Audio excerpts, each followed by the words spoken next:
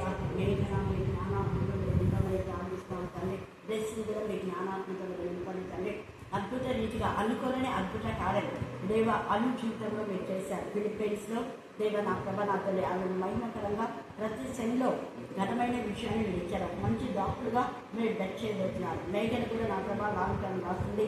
Neat ఎగ్జామ్లో అప్పటికి మీరు ఫ్రీ ఫీల్ ఇస్తున్నారు. అందుకు మేము సూచిస్తున్నాం దేవ బ్లెస్సింగ్ డిజైన్ కూడా మీకు చేస్తాం. నా తల్లి దేవ మీ జ్ఞానాత్మకత ఇవ్వండి. బేబీష్ డాక్టర్ వారి ప్రతి అక్కర ఔషధ ఏసు మనకి ఇచ్చారు దేవా. యొక్క నా ప్రభ నా తల్లి అక్కడ ఫంక్షన్ కూడా మీకు మహిమకరంగా జరగడానికి దయచేయమని నేను చేస్తున్నాను.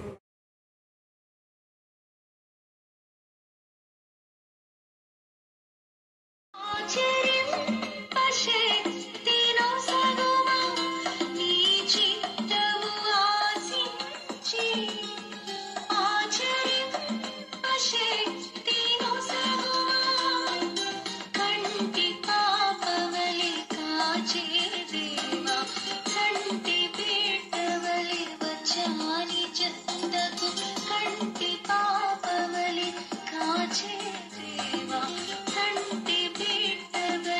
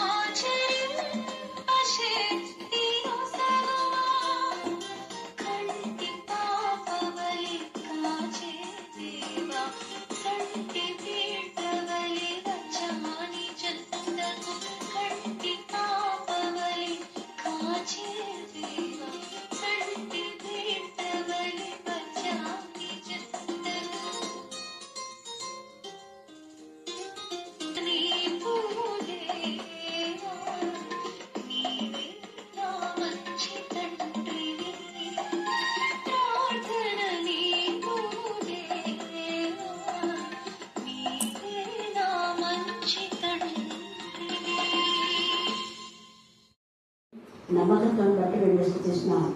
అన్నిలకు నా ప్రభా కొబ్బరికాయలు కొట్టామని మార్చి యేసే నామంలో కరుణాపీఠంలో ఆమెకి ఇచ్చినటువంటి నా ప్రభా నా తండ్రి ఆర్థిక సహాయంలో కొంత పొదుపు తెచ్చి వచ్చిన కానుక 30 60 100 మీరు ఆశ్రయించి దేవ ఆమె కుటుంబాన్ని నా తండ్రి నానాటికి మీ యొక్క బలాభివృద్ధి చెందేలా నా పొలంలోనూ దేవా నా తండ్రి మరి అలాగే వాళ్ళ చెల్లిని కూడా మీ రక్షణలో నడిపించారు.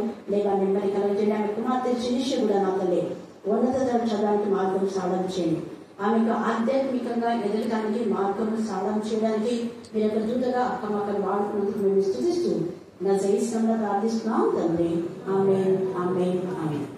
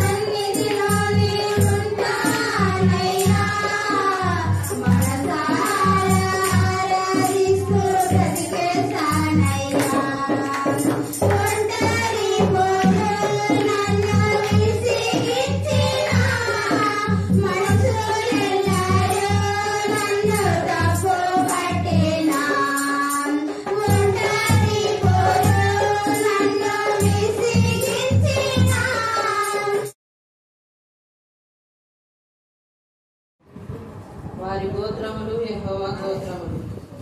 ఇశ్రాయేలీయులు నియమించబడిన శాసనమును బట్టి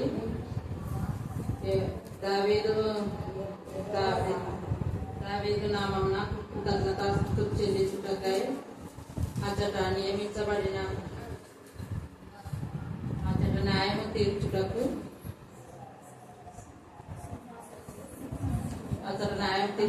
సింహాసనములు దావీదు యొక్క సింహాసనములు దావీదు వంశం యొక్క సింహాసనములు స్థాపించబడి ఉన్నవి.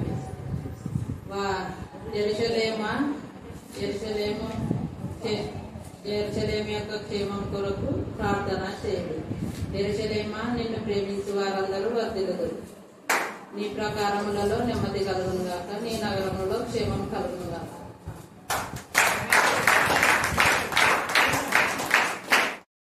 మూడవ అధ్యాయం 7 ఫిలదెల్ఫియాలో ఉన్న సంగతులు ఇంతకీ రాయిన దావీదు తాళచోటు కలిగి ఎవడును తీయలేకుండా వేయవాడను సత్య స్వరూపియగు పరిశుద్ధుడు చెప్పు సంగతులు ఏమనగా, నీ క్రియలు నేను ఎరుగును, నీ శక్తి కొంచెమే ఉండినను నీవు నా వాక్యము గైకొని నా నామం ఎరగనను లేదు. ఇదిగో తలుపుని ఎదుట తీసించున్నాను, దాన్ని ఎవడును వేయనేరుడు. యూదులు కాకయే తాము యూదులమని అబద్ధమాడు సాతాను సమాజం వారిని రప్పించదను. వారు వచ్చి నీ పాదం ఎదుట పడి నమస్కారం చేసి, ఇదిగో నేను నిన్ను ప్రేమించుతానని తెలుసుకున్నట్టు చేసేదను. నా ఓర్పు విషయమైన వాక్యమును గైకొంటూ గనక భూనివాసులు శోధించుటకు లోకమంతటి మీదికి రాబో శోధన కాలంలో నేను నిన్ను కాపాడేదను. నేను త్వరగా వచ్చుచున్నాను. ఎవడను నీ కిరీటమును అపహాదింపకున్నట్టు నీకు కలిగిన దాన్ని గట్టిగా పట్టుకును. జయించు అని నా దేవుని ఆలయంలోకి సంభంగా చేసేదను. అందులో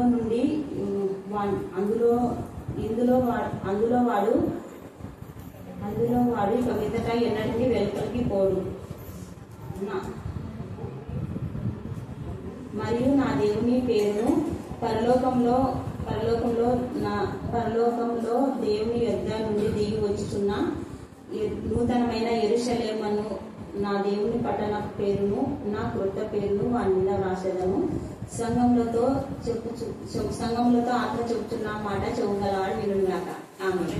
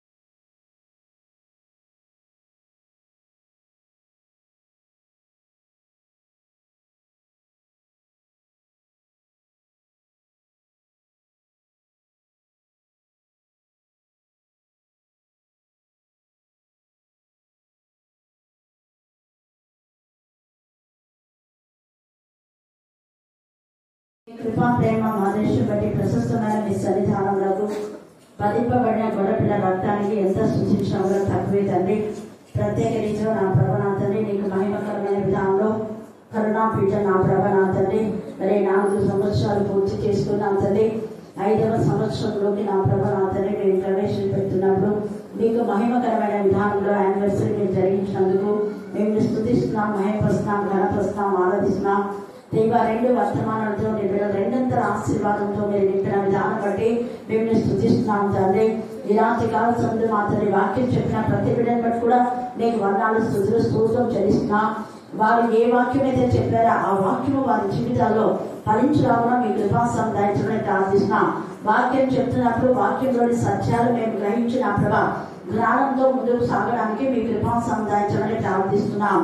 అలాగే నా తండ్రి పూర్ణ హృదయంతో, పూర్ణాత్మతో, పూర్ణ బలంతో, పూర్ణ శక్తితో మీరు ఆరాధించడానికి మీ జ్ఞానం మీ వేగం మీరు మాకు దాయిచుగాక. మేము మీ యందు మీరు మా యందు చలించి ఫలించి ఉనికి కలిగి జీవించడానికి మీ జ్ఞానం కలుగొచ్చమని ప్రార్థిస్తున్నాం. దేవా మమ్మల్ని మేము ఉపేక్షించుకొని మా శిలువ ఎత్తుకొని మిమ్మల్ని వెంబడించడానికి మీ కృపాసనం దాయిచుగాక. దేవా వాక్యము 2 గల ఖడ్గం ఏది ఎప్పుడు ఎక్కడ ఎవరితో ఎలాగో చెప్పబడిందో మా తండ్రి ప్రతి బిడ్డ వివేచించే జ్ఞానం కలుగొచ్చేమని ప్రార్థిస్తున్నాం. అలాగే నా ప్రభునాథని ఈ రాత్రి కాల సమయంలో చదువుకున్న లేఖన భావన ఆశించి విరించి మా అందరి చూడాలని మీరు పరిపరిచాలని ప్రార్థిస్తున్నాం. ప్రతి బిడ్డ అందరి వాక్యానుసారంగా జీవించడానికి వాక్యం పట్ల ఆసక్తి, తపన, తృష్ణ, అపేక్ష మీరు కలుగచేయాలని ప్రార్థిస్తున్నాం. అపోస్తలుడైన పౌలు ఎవడునైనప్పటికీ నా ప్రభా వాక్యం చెప్పడానికి ఎంత ఆతృత కలిగి ఉన్నాడు ప్రభా. అలాంటి ఆతృత ప్రతి బిడ్డకు మీరు దాయించడానికి ప్రార్థిస్తున్నాం. ఎప్పుడు సమయం దొరుకుతుందా చెప్పాలి అని నా తల్లి దేవ సమయమందు అసమయమందు వాక్యం ప్రకటించే బిడ్డగా ఉండడానికి మీ కృపాసనం దాయించడానికి ప్రార్థిస్తున్నాం. నిజంగా మీరు మా ఆత్మతో శక్తితో నా ప్రభావంతనే మీరు మమ్మల్ని బలపరిచినప్పుడు మీరు ఈ యొక్క యోబు 11వ అధ్యాయం 12వ అధ్యాయం చదివితే అక్కడ చాలా లేఖనాలు ఉన్నాయి. ఈ యొక్క ధ్యాన అంశం ఈ రోజు జ్ఞానం కలవారు ఇతరులను రక్షించుదు. చెప్పండి ఏంటి? మళ్ళీ చెప్పాలా? జ్ఞానం అంటే దైవికమైన జ్ఞానం ఎవరికి ఉండదో వాళ్ళు ఖచ్చితంగా ఇతరులను రక్షిస్తారు. ఎలాగ రక్షిస్తారు అన్నది ఇక్కడ యోబు 11వ అధ్యాయం 12 నుంచి చివరి దాకా మరలా వీరి గురించి యోబు మాట్లాడిన మాటలు కూడా మనం తెలుసుకోవాలి. ఇక్కడ ఏమంటున్నారంటే నయమాతీయుడైన జోఫరు ఈలాగ ప్రత్యుత్తరించారు. ఆయన చెప్తున్నాడు అంటే వీళ్ళు చెప్పేవి ధర్మశాస్త్రానుసారంగానే ఉన్నాయి, కానీ ఎవరితో చెప్పాలని తెలియక చెప్తున్నారు. వీళ్ళు చెప్పవలసిన వాళ్ళతో చెప్పకుండా చెప్పకూడని వాళ్ళతో చెప్పడం, అది దాన్ని అవివేకం అంటారు. అందుకని యోబు కింద కొట్టివేస్తాడు. అంటే వీళ్ళు చెప్పిన మాటలు సరైనవి కాదు అనట్లేదు, ఇవి 100% ఇవి నిజమే అని చెప్తున్నాడు యోబు. అంటే మీరు చెప్పినవన్నీ కరెక్టే, కానీ ఈ మాటలు నాతో కాదు మీరు చెప్పాల్సింది అని కొట్టి పడేస్తున్నాడు. 12వ వచనం చదవండి. అయితే అడవి గాడిద పిల్ల నరుడై పుట్టిన నాటికి గాని బుద్ధిహీనుడు వివేకి కాడు అని ఎవరంటున్నాడు? నయమాతీయుడైన జోఫర్ అంటున్నాడు. ఎవరితో? యోబుతో. మరి అప్పుడు యోబు ఏమైనా గాడిద పిల్లనా? కాదు కదా. బుద్ధి లేని వాడా? కాదు కదా. బుద్ధి లేని వాడవు నీవు అని డైరెక్ట్ గా అనకుండా ఇండైరెక్ట్ గా. అందుకని మనం ఎవరితోనైనా ఏదైనా మాట్లాడితే డైరెక్ట్ గా మాట్లాడాలి, ఇండైరెక్ట్ ఇచ్చొద్దు. యేసు ప్రభుల వారు ఎవరినైనా ఇండైరెక్ట్ గా ఎక్కడైనా గద్దించినాడా? చెప్పండి చెప్పండి త్వరగా. Yes or no? No. Correct. కొన్ని డైరెక్ట్ గా ఎక్కడ మాట్లాడినాడో అని చెప్పండి. Very good. God bless you. ప్రధాన యాజకులతోనే ముఖాన మాట్లాడినా. మీ బతుకులు ఎంత నీచంగా ఉన్నాయి తెలుసా? 23వ అధ్యాయం అంతా మనం గద్దింపులే ఉన్నాయి.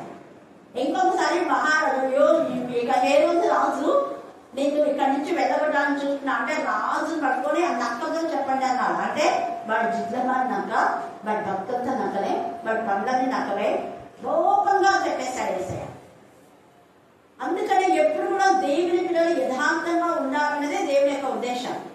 ఇక్కడ అసలు యోగుకు ఇది సంబంధమే లేదు. సంబంధం లేని మాటలు మనం కూడా అవివేకంగా మాట్లాడుతున్నాం. సంబంధం లేని మాటలు సరిగా తెలియని అవివేకం వీళ్ళు ముందు బుద్ధిహీనుడై యోగుడు ఏమంటున్నా అంటే నువ్వు బుద్ధిహీనుడవు వివేకి కాదు అన్నట్టుగా మాట్లాడుతున్నాడు. బుద్ధిహీనుడు వివేకి కాడు. నువ్వు బుద్ధిహీనుడవు, నువ్వు వివేకి కావాలి అంటే అడవి గాడిద పిల్ల నరుడై పుట్టాలి అన్నాడు. మరి అడవి గాడిద ఎవరు? ఎవరైనా ఏమి ఇంత అడవి గాడిద బ్యాప్టిజం ఇచ్చే యోహాను పేరు అతను అడవి గాడిద వంటి వాడు, అతను ఒంటె రూపం ధరించాడు, అతను బెడతలను తేనెను తింటుంటాడు అని బ్యాప్టిజం ఇచ్చే యోహానుకు పేరు.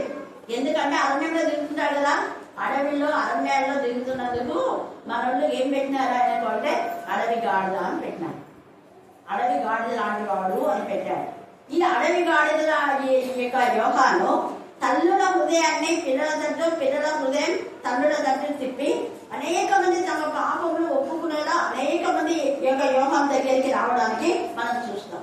అంటే దేవుని యొక్క వాక్యము ప్రభావమై ముఖాలనే నువ్వు వ్యభిచారవి, నువ్వు పాపివి, నువ్వు ఇలాంటివని, నువ్వు అలాంటివని ముఖానే తిట్టేసరికి భయపడి పరుగున వచ్చి వాళ్ళ పాపలు ఒప్పేసుకున్నారు. తప్పుకునేది ఒక హేరోదియ మాత్రమే.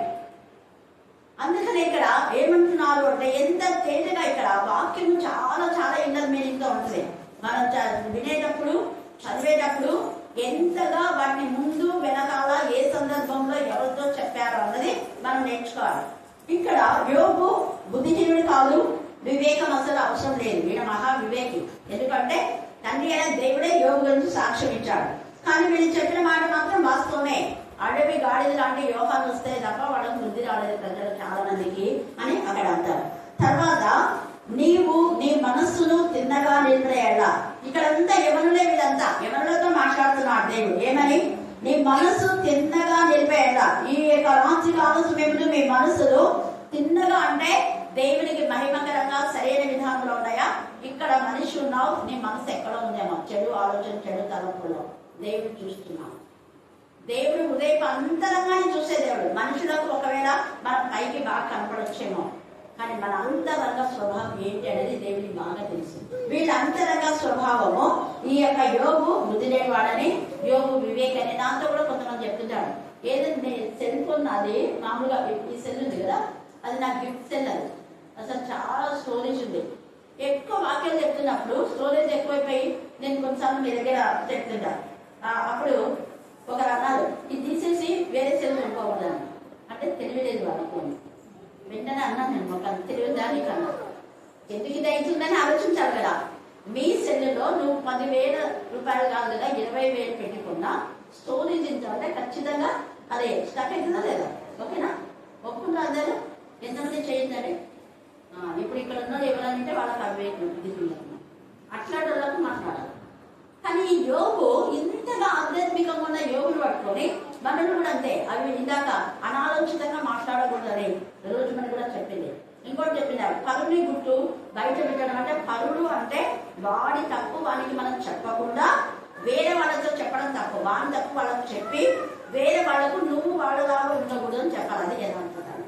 అలాంటి వాడు ఇలా పాపం చేస్తాడు, నువ్వు ఇలా చేయొద్దని వాడిని గర్తించాలి. ముందు వాళ్ళ తల్లిదండ్రులు కూడా చెప్పాలి, మీ పిల్లలు ఇలా ఉన్నారు చూడండి. చెప్పిన మొదట వ్యక్తిగతంగా చెప్పమన్నాడు, తర్వాత కుటుంబ పరంగా చెప్పమన్నాడు. అలాగ వాడు బుద్ధి సరి చేయకపోతే సంఘ పరంగా చెప్పమన్నాడు. బయట పెట్టమన్నాడు దేవుడే. కానీ సంఘంలో ఇదంతా వాడికి చెప్పకుండా, వాళ్ళని హెచ్చరించకుండా, గద్దించకుండా మనం మాట్లాడమని వాడు పరువుకొని, వాడి సొంత వాడు అనుకొని మనం వాడిని సరి చేస్తే అది సొంత.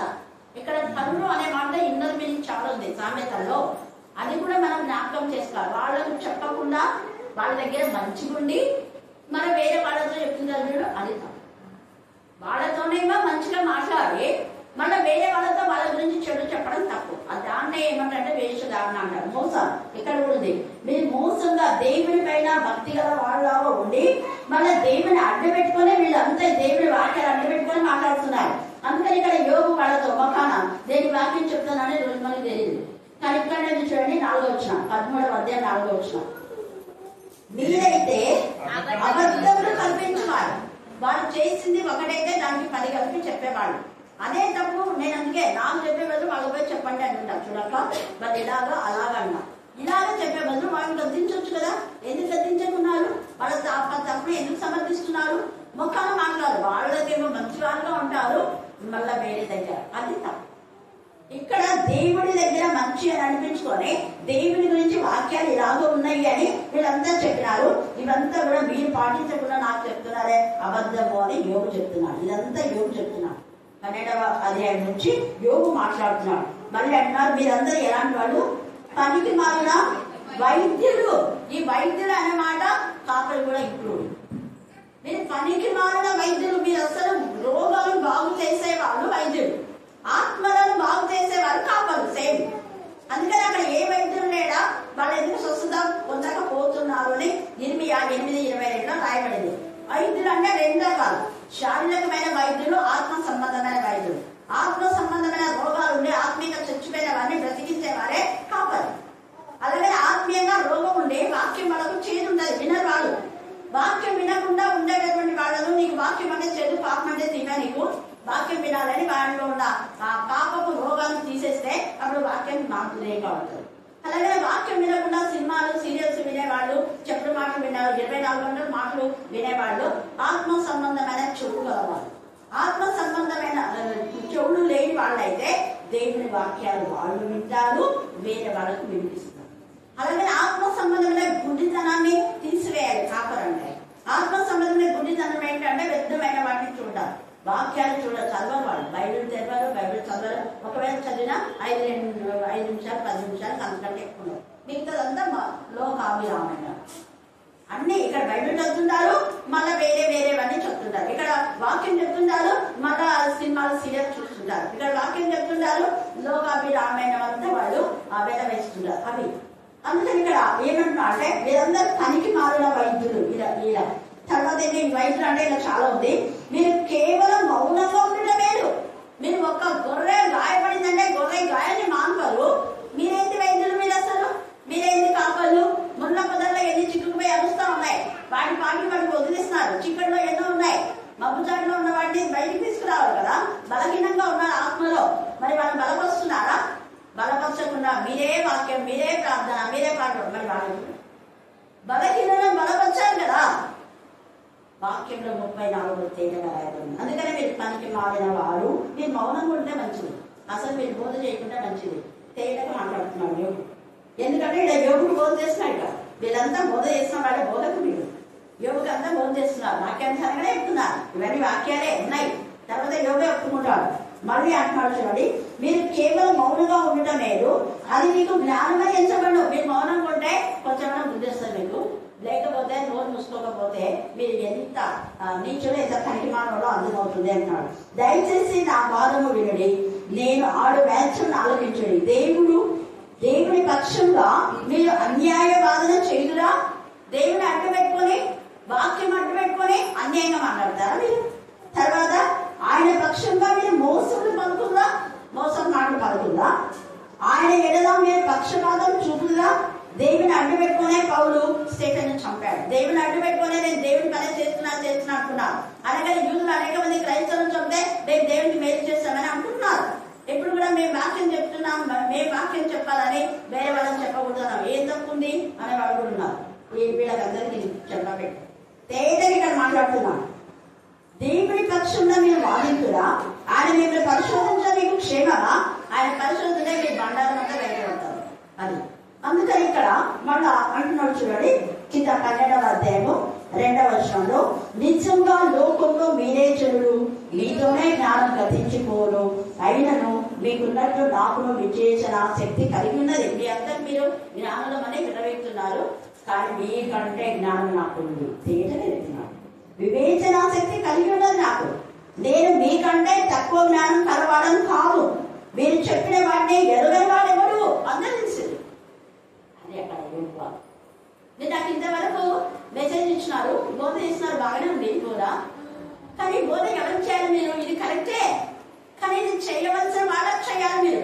మీలాగా దేవుని అడ్డు పెట్టుకొని మోసగించే వాళ్ళంటారు చూడు, అడ్డుకోలా వాళ్ళని చెప్పాలా? వాళ్ళని చెప్పకుండా నిజాయితీగా యథార్థంగా ఉన్నాడు. అందుకని గట్టిగా యథార్థంగా మాట్లాడుతున్నాడు.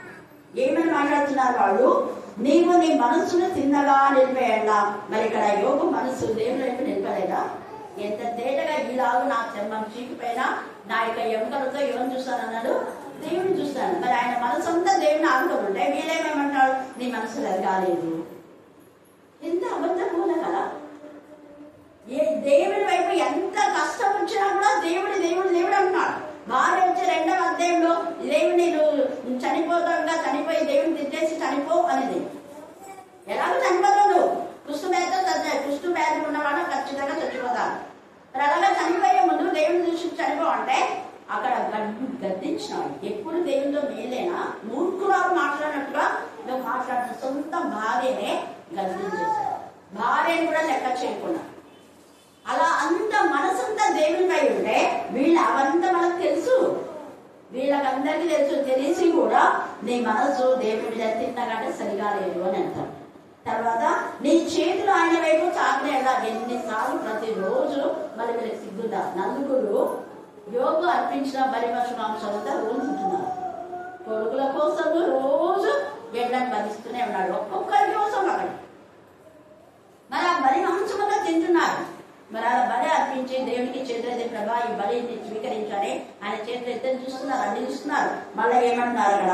ఆయన పాపము నీ చేతిలో ఉందని చూచి నీవు దాన్ని విడిచినేయాలా అని మరి చెప్పి చేతులు ఆయన వైపు చాపి నీ చేతిలో ఉన్న పాపం తీసేసుకున్నాడు. మరి ఆయన చేతులు పాపం అయితే రోజు కొడుకుల కోసము నాకు తెలియకుండా పాపం చేశారేమో అని యోబు ఆల్రెడీ పరిశుద్ధంగా ఉన్నాడు. కానీ నా కొడుకులు పరిశుద్ధంగా లేరేమో, దేవునికి విరోధంగా ఎక్కడ పాపం చేశారో అని రోజు వాళ్ళ కోసమే దేవుని దగ్గర చేతులు ఎత్తి ప్రార్థన చేసి బలి అర్పించడం చూసి మళ్ళీ నీ చేతుల్లో పాపం ఉంది దాన్ని చేసుకోండి. మరి ఎంత అవివేకం వీళ్ళు. తర్వాత ఏమంటాడు, నీ గుడారంలో ఉండి దుర్మార్గతని కొట్టివేసేయాడా అంటే నువ్వు దుర్మార్గుడు అంటున్నాడు. ఇక్కడ మొదటనేమో నీ బుద్ధి లేనోడు వివేకి కాదు అన్నారు. తర్వాత నీ చేతులు పాపంతో ఉన్నాయన్నారు.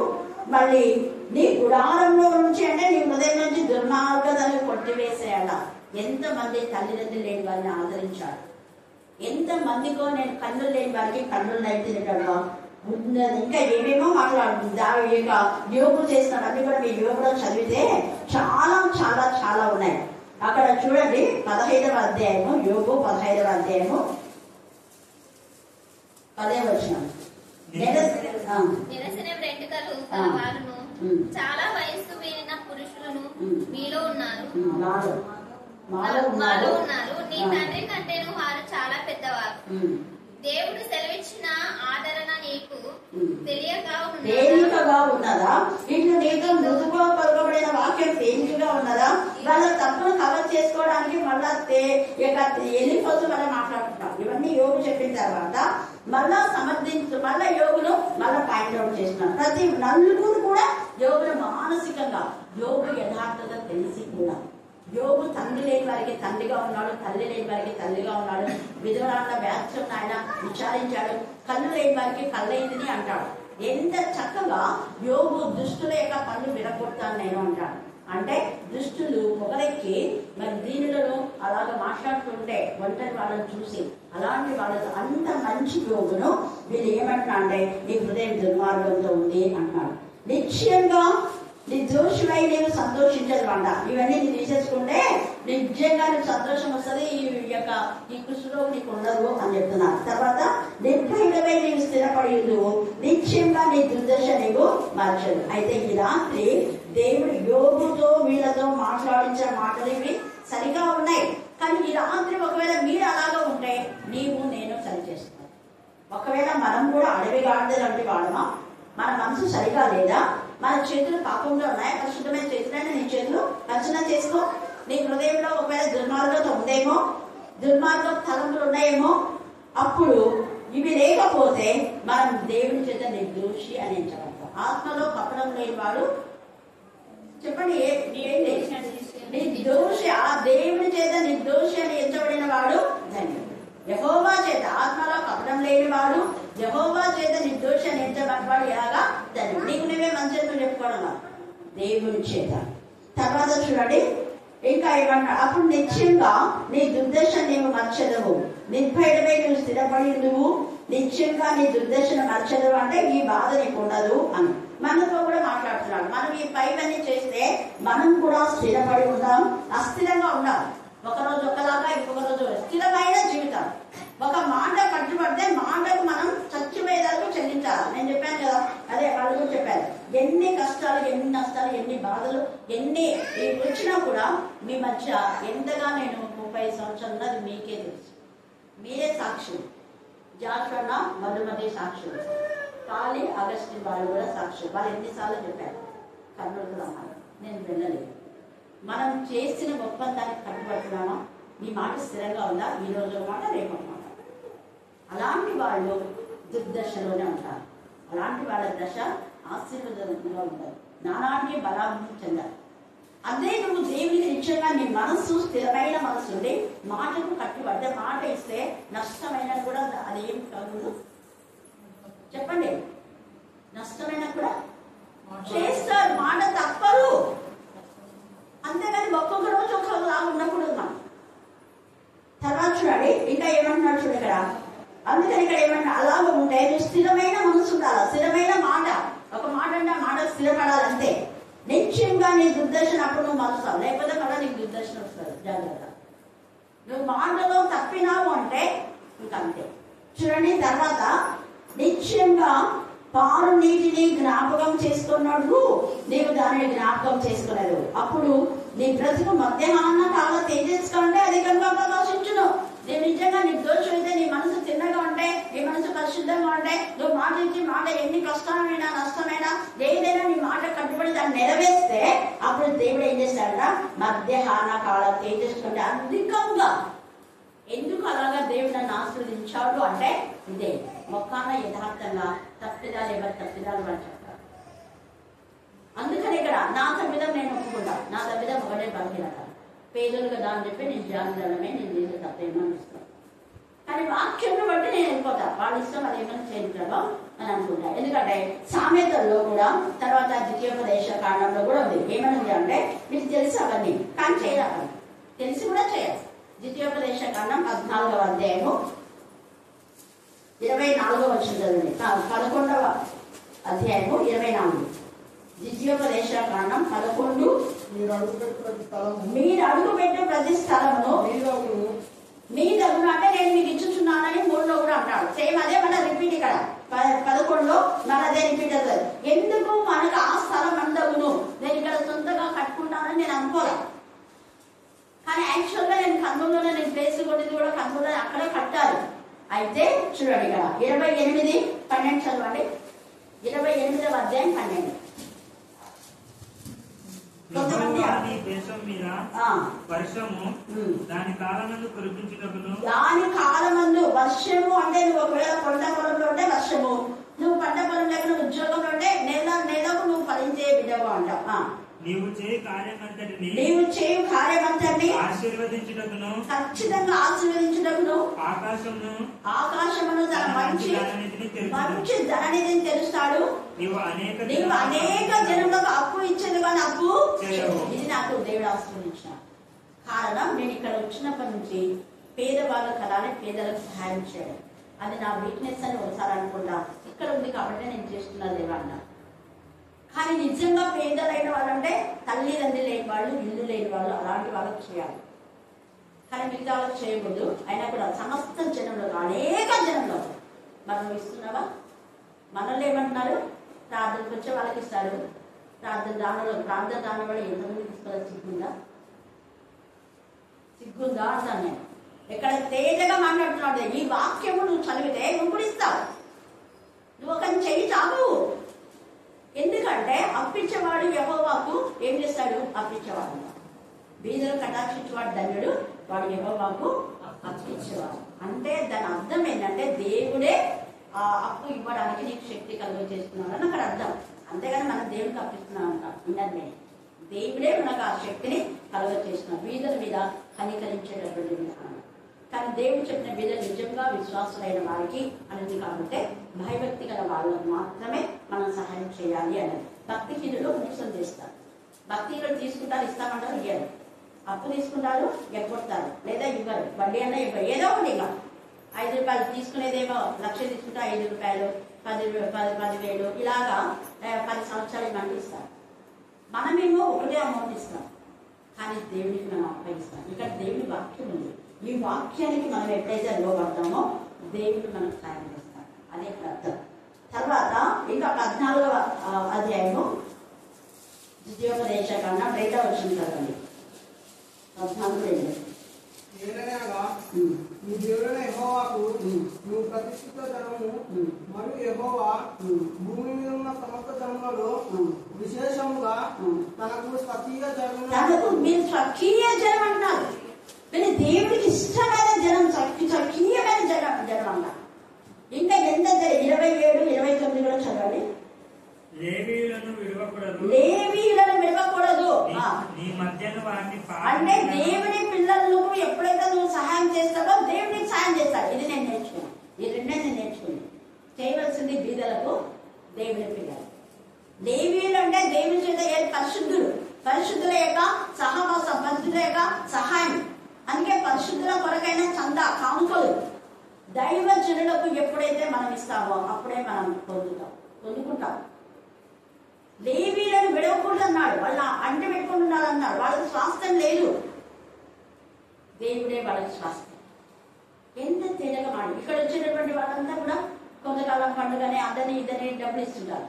డబ్బుల కోసం పనిచేసే వాళ్ళు వాళ్ళకి ఆల్రెడీ వస్తుంది, కానీ అది తీసుకోకుండా చేసే వాళ్ళకి వాళ్ళు జాస్పన్న వాళ్ళు ఒక నడకుండా చర్చి కనిపిస్తున్నాయి. అది అలాగనే ఖాళీ తర్వాత రత్నం కూడా ఎవరు అది ఇండిపెండెంట్ నాన్న కూడా అలాంటి వాళ్ళు దేవుడికి ఇష్టం. వాళ్ళతో కలిసి మనం పని చేస్తే, అలాంటి వాళ్ళకి సహాయం చేస్తే దేవుడు గొప్ప గొప్ప ఆశీర్వదిస్తాడు. తేజగా వాళ్ళని విడిచిపెట్టడం 28లో కూడా ఉంది, 28 వచ్చింది. నీ దేవుడు నీ దేవుడైన యెహోవా నీవు చేయు నీ చేతి పని అంతటిలోనూ నిన్ను ఆశీర్వదించినట్లు 3 సంవత్సరంలో 3 సంవత్సరాలకు ఒకసారి మీరు ప్రతి ఒక్కరు ఇది నేర్చుకోండి. ఇక్కడ ఎవరెవరు ఉన్నారో వాళ్ళందరూ 3 సంవత్సరాలకు ఒకసారి అయినా దేవుడు ఇక్కడ అంటే దేవుడు మీరు మనం ఏర్పాటు చేసుకున్న ఆ స్థలంలో భోజనాలు పెట్టాలి. తేటగా ఇవన్నీ నేను చిన్నప్పుడు మాకు నేర్చుకున్నాను కాబట్టి నేను ఎందుకు ఫస్ట్లో వచ్చినప్పుడు నేను చేసుకుంటే అందరికీ వింతగా అనిపించింది. అప్పటి నుంచి నేను ఇప్పుడే కొత్తగా చేసేది. అప్పటి నుంచి మేము ఫెలోషిప్ అంతా కలిసి మేము ప్రార్థన చేసుకుని వీళ్ళగా భోజనాలు చేయడము ఇవన్నీ అప్పటి నుంచి ఉంది. నా బర్త్డే అప్పుడు నాన్నది, తర్వాత క్యాండిడేట్ సర్వీస్ అప్పటి నుంచి ఉంది కదా. ఇప్పుడే కొత్తగా ఎందుకంటే ఇక్కడ విన్నాను 3 ఏళ్ళకు ఒకసారన్నా కనీసం మీరు చేయండి అంటే నేను సంవత్సరానికి 3 సార్లు చేస్తాను. నా గుర్తు వచ్చిన నేను ఈ సంవత్సరం మాత్రమే వీరిలో కొంతమంది హెల్ప్ చేశారు. ఇంతవరకు ఎవ్వరు కూడా దేనికి కూడా అంటే ఒకవేళ వాళ్ళు చేస్తామన్నా నేను చేయనివ్వలేదు. కానీ ఇప్పుడు మొన్న జరిగినటువంటి దానికి అరుణమ్మ, అక్కమ్మక్క, తర్వాత లక్ష్మి, మల్లిక వాళ్ళు సహకరించారు. సొంతమ్మ మిగతా ఇంకా చాలా ఉంది. మొత్తం ఖర్చు 15,000 దాకా వచ్చింది. ఎందుకు నేను చెప్తున్నానంటే అలా చేయడం మనకు ఆశీర్వాదం. అందుకే ఇక్కడ మాట్లాడుతున్నాను. తేటగా మీరు మళ్ళీ చదువుకున్నా మీకు అర్థమైపోయింది. అప్పుడు దేవుడు మీ ప్రతి పనిని ఆస్వాదిస్తాడట. అదంతా కూడా ఇదంతా ఇక్కడ నువ్వేం చేయలేదు అన్నట్టుగా యోగుతో మాట్లాడుతున్నాడు. నీకంతా స్థిరమైతే లేదు, నీదంతా పోయింది. ఇక్కడ అంత చేస్తున్నాడు యోగు. పోయినందుకు యోగులు ఎంత దెబ్బి పొడుస్తున్నాడు. మళ్ళీ ఏమంటున్నాడు చూడండి, అప్పుడు నీ బ్రతుకు మధ్యాహ్న కాల తేజస్సు కంటే అధికంగా ప్రకాశించాడు. కీర్తన 35 సాయంకాలంలో ఏడుకోవచ్చి ఆ రాత్రి అంతా ఉండిన ఉదయంలో సంతోషం ఉండక మానదు. అలాగనే కీర్తన 107:7 అక్కడ అరణ్యం వాళ్ళు అలాగ ఇలాగ తిరుగుతుంటే చక్కని త్రోవను అరుణోదైన దేవుడు చక్కని త్రోవను వాడికి ఏర్పాటు చేశారు. అలాగే యెషయా 37:1-3 చదివితే అరణ్యంలో ఎండిన భూమి, అరణ్యం నాటి నీ జీవితం, ఎండిపోయిన నీ జీవితం దేవుడు సుగమం చేస్తాడు. తర్వాత సామెతలు 19:17 చదవండి. సామెతలు 19:17 త్వరగా.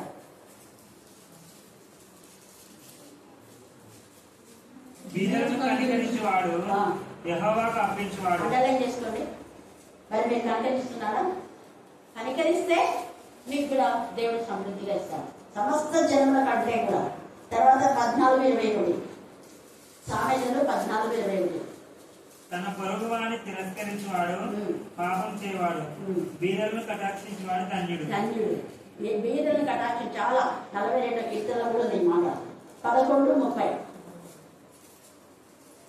నీతిమంతులు ఇచ్చు ఫలము జీవవృక్షము, జ్ఞానం గల వారు ఇతరులను అది రక్షిస్తారు. జ్ఞానం కలవాలి. వీళ్ళంతా మనం యోసేపు కూడా ఇచ్చాడు. కానీ యోసేపు పేదలు కదా అని చెప్పేసి వాళ్ళకి ధాన్యం తీసుకోమని చెప్పాలా. వాళ్ళ రూకలు ఇచ్చి ధాన్యం ఇచ్చాడు. ఊకే కదా వాళ్ళ పొలాలు తీసుకొని ఆ యొక్క ఆహార ధాన్యం ఇచ్చాడు. చావు బ్రతుకుల మధ్య ఉన్నాం మేము, మాకు ఆహారం పెట్టిండంటే వాళ్ళ పొలాన్ని తీసేసుకున్నాడు, వాళ్ళ ఎద్దుల పశువులను తీసేసుకున్నాడు, వాళ్ళ యొక్క ఉన్న ఆస్తులంతా తీసేసుకొని వాళ్ళకి ఆహారం ఇచ్చాడు. అప్పుడు సమృద్ధిగా అయిపోయింది. జ్ఞానవంతులు జ్ఞానంతోనే ప్రవర్తిస్తారు. బీదలు కదా అని ఇష్టానుసారంగా ఇవ్వమని చెప్పడం లేదు. అప్పు అన్నాను అంటే మరలా తెచ్చుకోవాలని కదా. ఆ రోజు నీకు లేకపోతే తీసుకొని, లేదా ఆ సంవత్సరం నీకు లేకపోతే తీసుకొని మరలా ఇవ్వడమే. అది అక్కడ అర్థం. అప్పు అంటేనే తీసుకొని మరలా ఇవ్వడము అని అరువు తెచ్చుకోవడం అంటున్నాను. ఇంకా చాలా ఉన్నాయి దాని అర్థాలు. దానం అనేది అయితే ఇంకా మనం అడగాలి. దానం అంటే మనం ఇచ్చి ఇది దానం అంటున్నారు, మళ్ళీ అడగాలి. గిఫ్ట్ కానీ మళ్ళీ ఇచ్చి మళ్ళీ తీసుకోవాలన్న ఆలోచన ఉండదు. అది గిఫ్ట్ కానీ దానం వేరే, అప్పు వేరే. ఇలాగా ఇక్కడ జ్ఞానంతో యోసేపు కూడా 7 సంవత్సరాలు రాబోయే కరువు నుంచి ప్రపంచాన్నంతా కాపాడాడు జ్ఞానవంతుడు కాబట్టి. ఆ జ్ఞానం ఏ జ్ఞానం అంటే దైవికమైన జ్ఞానం. అందుకని ఇక్కడ యోగు కూడా తన జ్ఞానంతో వీళ్ళందరికీ సరిగా బుద్ధి చెప్తాడు. 42వ అధ్యాయంలో వీళ్ళు బుద్ధిహీనులని దేవుడు చెప్పేస్తాడు. యోగులు మీరు బుద్ధిహీనులు అంటే దేవుడు మీకు బుద్ధి లేదు, మీ బలి నేను స్వీకరించాను, పోయి యోగు దగ్గర పోయి క్షమాపణ చేయని చెప్పి యోగు వచ్చి ఆ ఎడ్లను ఇస్తేనే నేను మీ పక్షంగా, మిమ్మల్ని నేను డైరెక్ట్ గా తీసుకో. మీరంతా దురాశ పరులు, మీరంతా కుటీర వస్తాను, మీరంతా కన్నీ ఫెలోస్. మీరు దేవుని అడ్డు పెట్టుకొని నన్ను ఎలాగ యోగుని బాధ పెట్టాలో నాకు అర్థమైంది. మీరు యుక్తిగా మాట్లాడాలా, కుయుక్తిగా మాట్లాడాలా. యోగు అయితే యుక్తిగా మాట్లాడాలి, డైరెక్ట్ వే. ఏసై కూడా కుయుక్తిగా ఎక్కడ మాట్లాడాలి, యుక్తిగా మాట్లాడతారు. సుందర పెట్టిన సమాధానం లేదు. మీ నాలుగు మీద సత్వ విషయం మీద బాబు చూపించారు. అది ఎంత తేలిగా అక్కడ మాట్లాడిన మాట. తర్వాత ఇక్కడ డానియేలు కూడా అంతే, జ్ఞానం, దైవికమైన జ్ఞానంతో ఆ జ్ఞానంలో చనిపోకుండా కాపాడుతున్నారు. ఎస్తేరు కూడా దైవికమైన జ్ఞానంతో వృద్ధగా ఎస్తేరు యూదులను కాపాడుకున్నారు. అలాగనే ఎక్కెమేలు కూడా ఆ తాగవలసిన తన యొక్క కుమారుడు మోషేను దాచిపెట్టి జ్ఞానంతో దేవునికి మహిమకరంగా అన్యుల మధ్య మహిమకరంగా పెంచింది తను దైవికమైన జ్ఞానంతో. ఇలాగా యాయేలు కూడా దైవికమైన జ్ఞానంతో అపవాది అనే శిశేలను చంపేసింది, ధైర్యంతో, జ్ఞానంతో. కాబట్టి జ్ఞానులు ఇతరులను రక్షించుడు అంటే మీ ఇంటి వారిని మాత్రమే కాదు, అనేకులను రక్షించే బాధ్యత మరి ఉందా నీకు? యోసేపు తన ఇంటి వాళ్ళని మాత్రమే కాదు భోజనం ఇచ్చిందే, అనేకులకు భోజనం సప్లై చేశారు. అలాగనే దానియేలు తన యొక్క స్నేహితులను మాత్రమే కాదు కాపాడుకున్నది, తన పైన విరోధంగా ఉన్న వాళ్ళందరూ కూడా చనిపోకుండా కృప దయచేస్తున్నారు. అలాగనే ఇక్కడ ఎస్తేరు కూడా యూదులు అంటే తన యొక్క బంధువుల యొక్క మొద్దగా మాత్రమే, కానీ యూదులందరినీ క్షేమస్థితిని కోరేలా తను చేసింది. కాబట్టి ఈ యొక్క సమయమందు మనం ఇతరులను రక్షించే వారంగా ఉన్నామా, ఇతరులను భక్షించే వారంగా ఉన్నామా? ఆత్మ పరిశీలన చేసుకొని దేవునికి మహిమకరంగా నిర్దోషిగా దేవుని చేత పెంచబడ్డాం. స్థిరమైన మనసు కలిగి ఉందాం. దేవుడు లేఖన బాగా దేవుని ఆశీర్వదించుగాక. ఆమేన్, ఆమేన్, ఆమేన్. ఈ సమయమందు చివరి ప్రార్థన మన మధ్యలో ఉన్నటువంటి గుజ్జమ్మ మనం ప్రార్థన